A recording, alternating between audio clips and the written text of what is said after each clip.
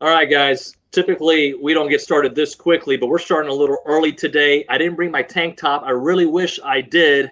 David Nuno, Raheel Ronzanali with the great Justin Reid in the show. What's up, Justin? Hey, what's going on, fellas? Appreciate you guys having me on the air. Hey, look at that. The shelter in place hasn't impacted you. You still got the tank top body going. That's good. Oh yeah, I'm actually about to lift as soon as we finish up. Got to stay ready for the season at all times. That's awesome, man. So before we get started talking about all the important topics that we have on deck, we always start our interviews with the same 5 questions we ask every single guest. All right. So you ready? All right, let's do it. All right. Let's go. Number one. What is one song you wish everybody would listen to at least once in their life? At least once in their life. Um, I gotta go with J. Cole from 2014 Forest Hills Drives. Um, Honestly, you could pick any one of those songs off that album. That whole album is fire from top to bottom. Okay, And the whole album gets a nomination. I'm with that. That's yeah, good. I'm okay with that. Hey, as a pro athlete, what is one thing you always have to have in your fridge? one thing I always have to have in my fridge, I always have to have um some yogurt. What Some kind? like Greek? the no, not the drink. Man, and um it slipped my mind too. I just bought some like literally 5 minutes ago. Guarantee. Starts with a C. It starts with a C. I know that. Justin, you've got to drink some Utopia too, right? You're part of the protein gang, right? Some Utopia. Yeah. Nah, I don't drink much Utopia. I do have a couple supplements, some protein powders, muscle Okay, milk. Got to go with the muscle milk. gotta Yeah. get that after a workout. Okay, what's one place you want to visit that you haven't had a chance to yet? I want to go to Ibiza. Okay, Yeah, in Spain. That's definitely on the list. And the other one I would say is Tokyo. I wanted to Tokyo. do that off season, but so some situations kind of prevented that. Okay, who's one person alive that you want to have coffee with? Will Smith. Will Off rip. I've Smith. always wanted to meet Will. Yeah, you remember watching him growing up on the Fresh Prince of Bel Air. I just love his acting skills. Think he's a great guy. You I know what's hate to say it. crazy? Yeah, Dunio. I was gonna say I haven't seen the new Bad Boys, and I'm a huge Will Smith fan too. But I've got to see Bad Boys 3, but I haven't seen it yet. Oh yeah, you got to check it out, man. It's good. It's You know super what's entertaining. all Got some three of very us are in different age ranges, and we all grew up with Fresh Prince of Bel Air. Like we Yep. all watched it. Isn't that nuts? How like long the longevity of that show? yeah, it's timeless, man. I think kids probably still watching it today. As they should be. Okay, Yeah. number 5. Yeah, number 5. Here we go. What one app do you want to delete off of your phone, but you just can't? One app I want to delete off of my phone. Um, Twitter. Actually, Instagram, Ooh, because I spend way too much time on it. But I feel like I kind of have to be up to date on stuff that you see on social media, so I'm on it anyway. Um, yeah, help me with my screen time.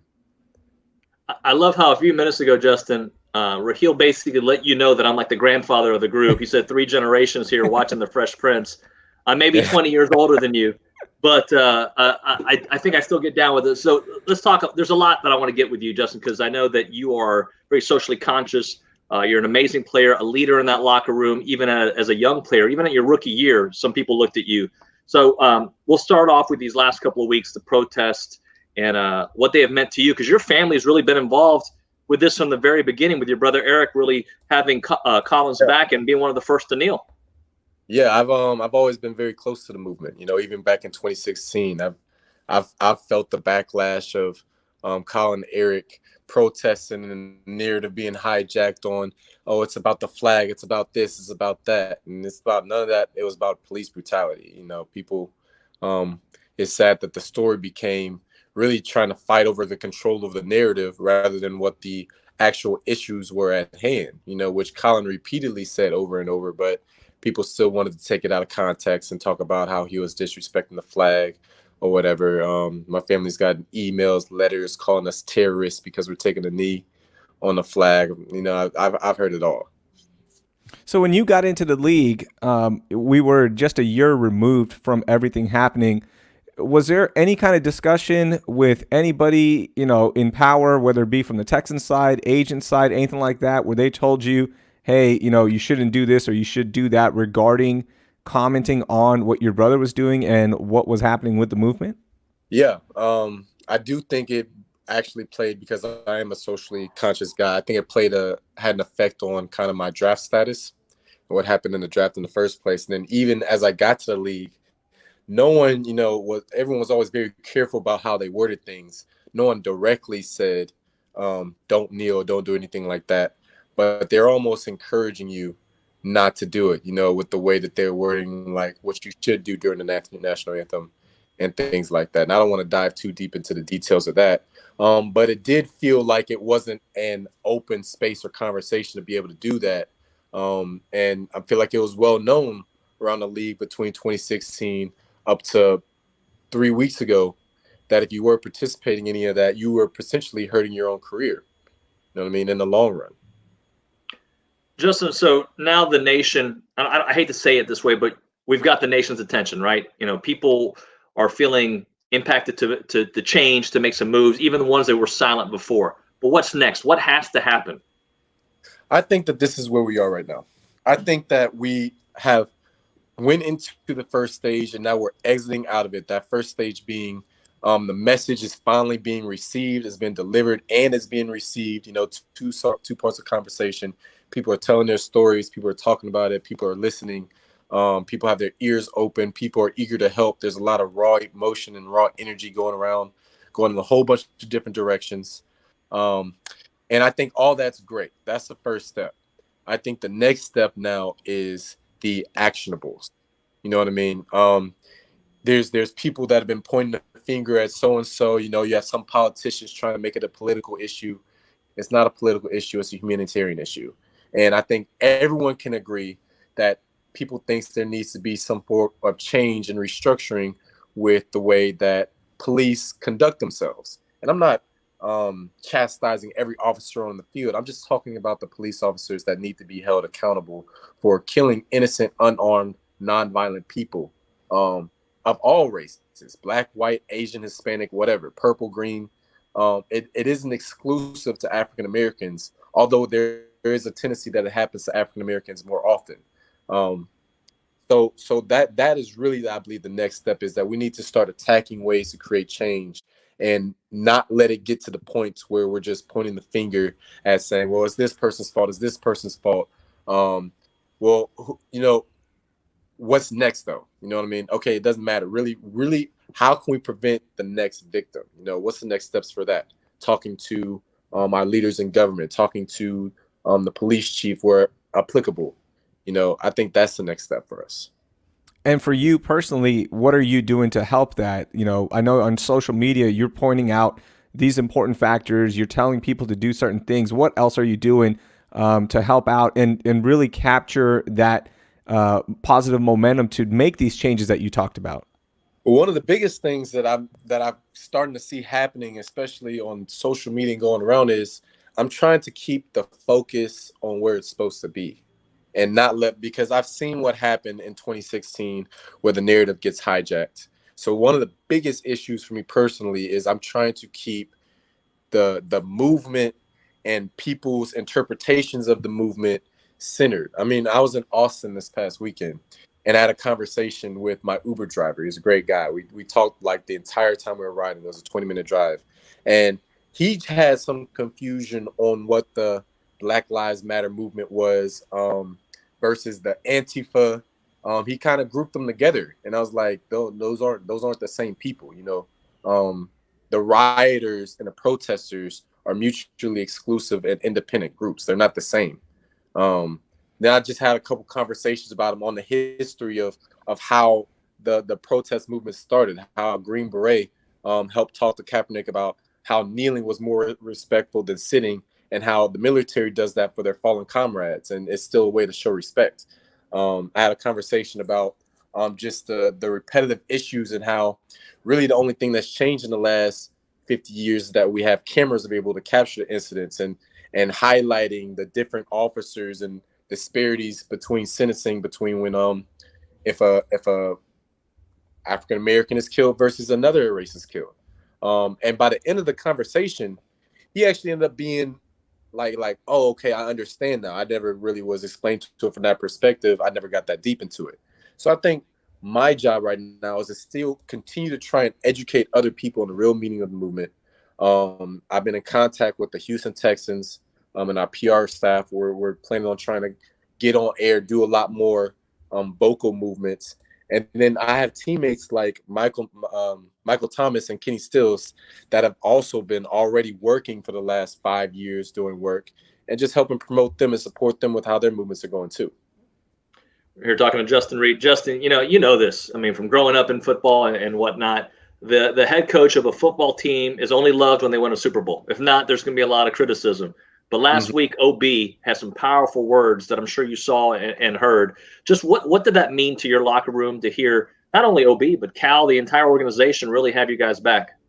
Yeah, and it meant a lot. And I think that's a great first step. I mean, he had the message that he sent over to the public, and he also talked to us individually in a private closed door room and allowed us all to kind of talk about it and share our opinion and give our feelings on the current state of the country, how we feel, things that we can do to get better. And, they've been extremely supportive about it. There's things that I think still need questions that still need to be answered as far as and this isn't specifically to the Texans, but to the NFL as a whole, there are players, for instance, like Kaepernick, for instance, like my brother, who are still jobless and facing consequences over the issues of this, even though, the NFL has come out and given a public apology that they were wrong for how they treated this movement in the first place. Yet these guys are still don't have jobs. I mean, Kaepernick, I know, has still been training tediously every year, just waiting on his opportunity. My brother set 2 franchise records last season, and then he's still cut.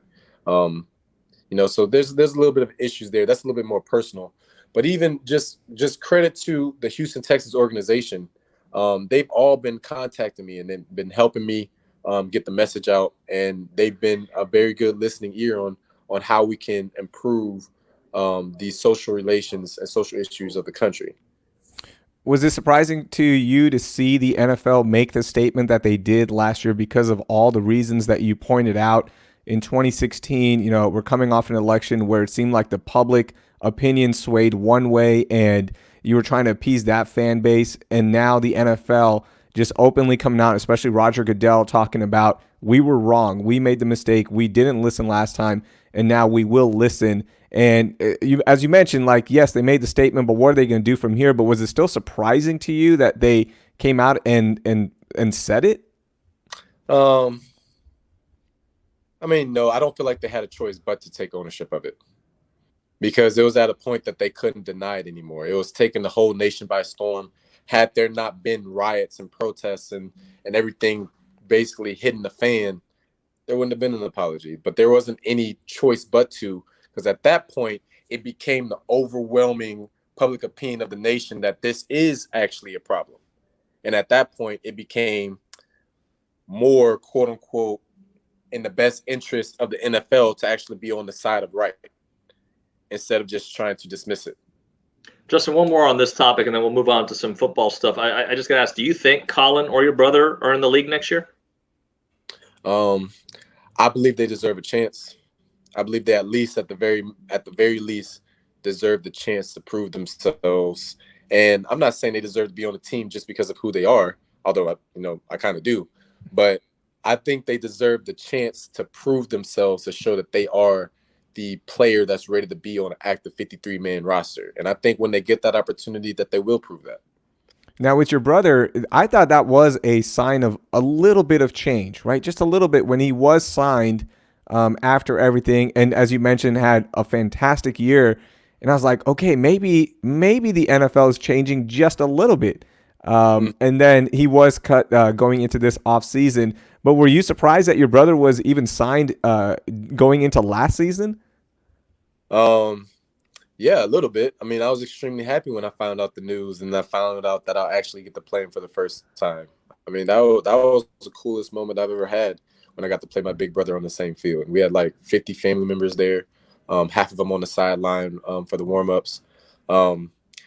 I wasn't surprised when he got the opportunity that he did what he did. I wasn't surprised about that, but I was really happy when he did get signed by a team. All right, Justin. So how are you feeling, man? How's the shoulder? How's everything going with you and getting ready for next season? Shoulder feels unbelievable.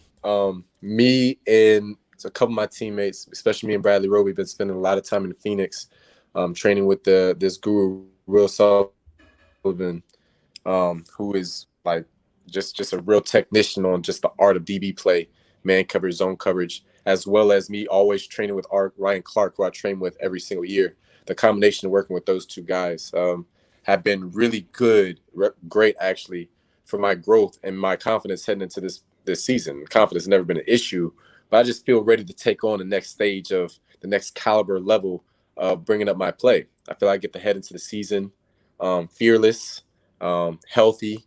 The shoulder is strong. I'm continuing to get stronger, and that's what I'm really so excited about. What's it been like with, obviously we're in a pandemic, everything is a 180 to what you have been used to in your NFL off seasons. What's it been like doing the Zoom calls, staying in touch with teammates, with OB? What has that all been like? Yeah, definitely different. I mean, just like everyone else, the first month of it all was very, very weird. All types of technical issues. I couldn't figure out where to put the Zoom ID or how to do the passwords and stuff like that. You get used to it and you learn like everything else, right? So throughout the process, especially Coach Weave on the defensive side of the ball, he's done an awesome job, and I'm excited for him to be the DC of keeping guys engaged with the meetings, being very teachable, even though we're so far apart. Now, I wish I got to hang out with my teammates more face to face, so that way you can build that chemistry, because that's also important too. But every team is facing the same issue right now, so we're just going to combat it as best we can. Justin, this team came close last year. Obviously, it was a tough one against KC. You guys are going to open up against them next year, but this team is going to look a little different than last year, right? Just what do you think? I mean, you guys are different. Obviously, no Hop, which is scary in some regards, but you've added some good pieces as well. Offensively, I think that's the biggest change that everyone in the world recognizes, that we don't have Hop, who is a irreplaceable player. I mean, he's a great guy, phenomenal wide receiver, top 2 in the league, probably not number 2. Honestly, 100% not number 2. But what we are bringing back, though, is just a wealth of experience. We brought in 3 new guys, Randall Cobb, and other guys that are going to come in and be able to spread the ball more. The advantage, I think, is that it'll be harder to lock in on just one guy and just have to double team one player like Hopkins the whole game. We'll be able to spread the ball out. It'll be harder to game plan and try and move pieces around. Defensively, we bring back a lot of experience. I mean, I got another partner for safety for the 3rd year in a row, but I've trained with Eric before, and he's a good player, and he's going to come in and be ready to compete and contribute to our wins. So I'm extremely excited about the opportunity for revenge. My mouth still has a taste in from that playoff game. I won't forget it. If you follow me on social media, I said it before, I refuse to let it go. It still fires me up to this day. So I think it's going to be a very exciting game for both sides. I think, the fireworks are going to be flying, and it's going to be fun to watch. It's going to be awesome. The fireworks are going to be flying, but there might not be anybody in there, Justin. That's going to be, it's going to be awesome. I can't wait. We're going to have some football, but there's going to be a lot of echoing because I don't think we're going to have many fans in there, if any fans. Have you guys even started to mentally deal with that yet? Like what that's going to be? It's going to feel like a adult rec league game on a Tuesday night that we play in. 100%. I mean, no, I haven't thought about it the whole lunch. I've been watching like the UFC fights. Yeah. And basketball's coming back soon. And I was kind of interested to be able to actually listen to what the guys on the court are saying, if they're trash talking each other, what they're saying to each other. I thought that would be really cool, and I'm sure it'll be cool for fans watching our games too. But yeah, I haven't even really thought about that much. Not that I'll need it for the first 2 games of the seasons playing Kansas City and Baltimore. Yeah. But yeah, it'll definitely be different. It's gonna be hard knocks all over again with OB. No, I'm kidding. So yeah. Justin, I've talked to you a little bit about it in the locker room, But you started off in soccer, right? Soccer was one of your first loves. I'm a huge soccer guy. Just what does soccer mean to you as an athlete now? Like, what was able to do for you? Huge. I think it's great for foot-eye coordination, building all those fundamental skills that you need as an athlete, building a baseline. I think all kids when they're young need to play more than just one sport. You know, specializing too early might lead to deficiencies in one part of your game versus another. And if you play a whole bunch of things, you're getting exposed to a whole bunch of different movements, and that'll make you a better overall athlete in the future. Like, I love soccer to this day. I still kick from time to time, you know, still waiting to see if I can get an opportunity to convince Tracy if he'll let me kick an extra point in the middle of the preseason or something like that. That'll be a highlight. But soccer was awesome. Always said if I grew up in Europe, I'd probably be playing for like PSG or something right now. But I was born here and I fell in love with football, and here I am today. What position would you play? Attacking mid. Okay, attacking mid. I like that. He knows soccer if he says attacking mid. Yeah, I want to be around the ball. I used to play a lot of forward, but I want to have a little bit more action, being that attacking mid role. Attacking mid is like the quarterback, a point guard. It's a guy is doing everything. It's getting everyone in the right sets. 100%. Hey, Justin, just what about off the field? I know we talked about the social stuff, but you're doing a lot of stuff beyond our social issues. You're helping kids out. You're always involved in so many different avenues. What are some of the things you're working on? Yeah, mentoring kids, being involved with the next generation has always been a big deal for me, because I've always had good mentors around me. So I kind of want to pay it forward to the next generation. So I work a lot with Kids Meals, which is an organization for childhood hunger, specifically in the Houston area. I work a lot with the Candlelighters, combating childhood cancer and kind of giving assistance to the families with children dealing with those, parking, food, vouchers to the football games. And then recently, too, with the whole COVID response with the medical field, I thought it'd be important to try and help out some future medical students and do a laptop drive and donate a bunch of laptops to promising medical students who might be struggling to afford one, and help them be able to get their studies done, especially since everyone's doing Zoom meetings and stuff like that. If you have a old computer, it could really set you behind. So I kind of wanted to give them a little bit of inspiration and hope. And I'm working alongside my friend Scott at HEB. He's donated a couple laptops, and also with Microsoft, who've matched me in how many laptops I bought for them. So we're going to donate them to some promising students coming up later this month. And that's going to be cool for me to do that. Man, that's awesome, dude. They keep up the great work. This offseason has been interesting, and with everything going on, I can't wait to see how different our country is going to look a week from now, a month from now, a year from now, 5 years from now. These are exciting times, and it's change that is needed. And it's good to see you not only doing it on a public platform, but also on an individual level, which real quick, I wanted to ask you about this. I saw a couple of your threads where, you're going after people that have a prominent voice, and you're not afraid to help clear that narrative up. Has that been like, do you feel the stress and pressure from that because you get so many responses? Yeah, I mean, I don't feel any stress or pressure because I feel that I'm just speaking my truth with it. You know what I mean? And like I said earlier, it's just a battle to control the narrative, the battle to clear up the facts. I'm not trying to push one group or another, Democrats, Republicans. Like I said, you can check out my thread on my comments on Candace Owens and some of what she said. And I've just felt the need that I got to clear this up because she's changing the message of what is really happening, and I'm just trying to keep it consistent in a straight line. So there isn't a whole lot of pressure with it. It's just, as far as me, it's just keeping people informed and just telling the facts. Yeah. Justin, I try not to read any of the comments. Well, actually, I always read the comments on Facebook, and I get angry. But I usually try not to relay the messages to our guests. But I'm going to read this one to you because I think it does sum you up quite well. Milton says, "This dude sounds like a young professor, lawyer, and a book author. He's deep in knowledge and wisdom for a young guy." And I've thought that since day one, since we met after you were drafted, right the day after, basically. You're such an eloquent young man. You're a leader in that locker room, and you're always so great to deal with. So thank you so much for joining us. I appreciate that a lot, man. I wish you guys the best. This is a moment of growth in our country, and we got to take advantage of the momentum, and we can all grow and get better as a whole community. Appreciate you, my friend. We'll talk soon. All right, buddy. You guys take care. All right, See see you ya. later, Justin.